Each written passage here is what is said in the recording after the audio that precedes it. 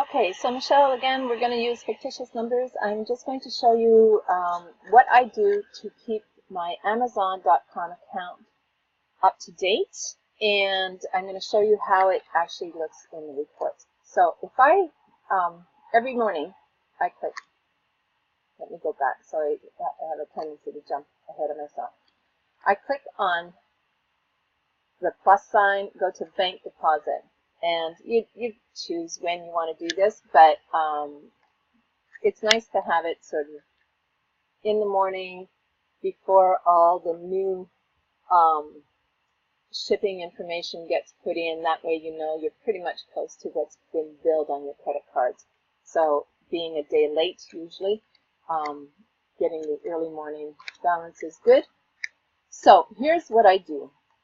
Now you don't have Amazon.com set up as, oh, you do have Amazon.com. Amazon, and we may want to change this from Amazon sales to Amazon.com or just Amazon. I'll change that for you. Account. Now, I think you've got income. I need to find okay, sale of product, Amazon payments. This is how you're recording your payments, so that's okay. We're going to record them on a daily basis as opposed to just when the payment comes in, and then I'll show you how I sort of break it down once the payment does come in to get clear on what's been returned and all those weird wonderful things, returns, fees, all of that, so that you can deduct that from your amounts, because just recording the payments doesn't give you the full amount of your sales. Your sales is 15% plus and any returns. So I just do that. Make sure you're on today's date. Now, let's assume this is your opening balance, but if you had a balance, say, of $1, and you've got, I'm going to be really generous, I'm going to say that your current balance on Amazon is 100,000. So I would do 100,000 minus whatever balance is here.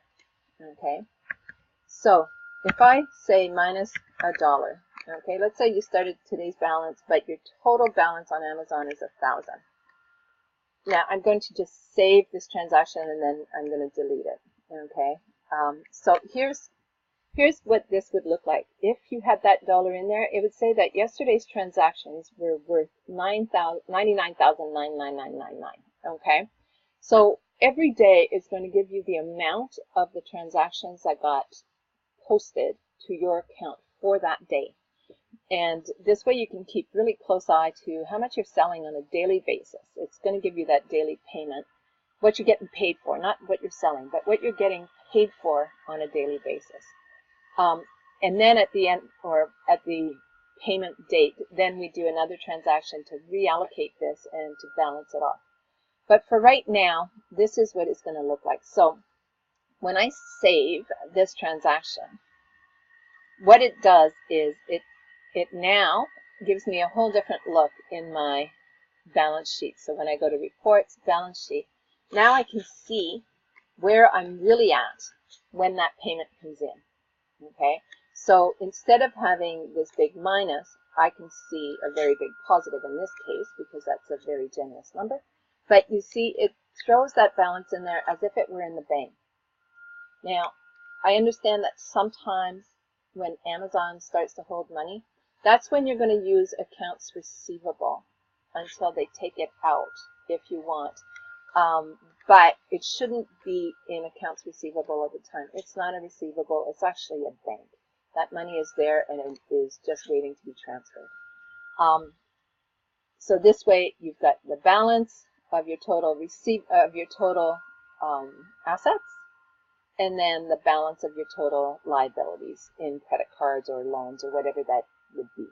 Okay, and these are the two important numbers to me. I want to see what kind of cash I've got available, what my credit cards are going to be, am I okay for the month, How much can I pay myself? That's the big question.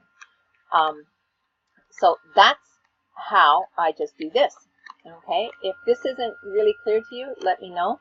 But in the meantime, I'm going to I'm just going to zero out this transaction. I'm just going to zero it out so that the account remains for the day, but not the amount, because I have no idea, and I'm pretty clear that it's not going to be that. Okay, so this is the other video that I promised you. I hope it makes sense and that it's enough for you to start asking me questions on. So when you have a chance, let's review all those strange little transactions we have to fix and get this so that you can really start working with it. Okay, have fun in Vegas, girl, and remember, what happens in Vegas stays in Vegas, so have a blast.